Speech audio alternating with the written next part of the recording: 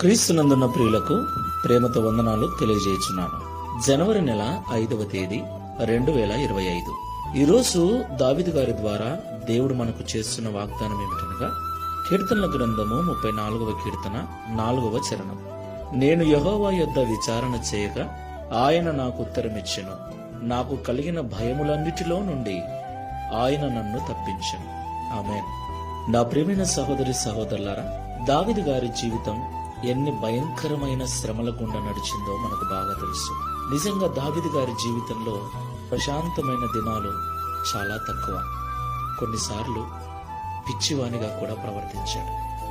ప్రియులారా, ప్రతి పరిస్థితుల్లో కూడా దావీదుకున్న ధైర్యం, దావీదుకున్న బలం, నా దేవుడు నాకు తోడుగా ఉన్నాడు, నా దేవుడు నన్ను చూస్తున్నాడని దేవునికి మహిమ కలుగుగాక.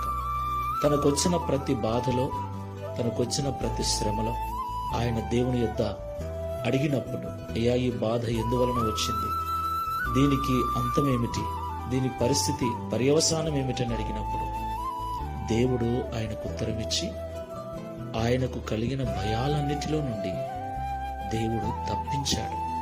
దేవునికి మహిమ కలుగుగాక. ఈ మాటలు వింటున్న ప్రియ సహోదరి సహోదరుడా, విశ్వాసి యొక్క జీవితం అంత ప్రశాంతంగా ఏమీ ఉండదు.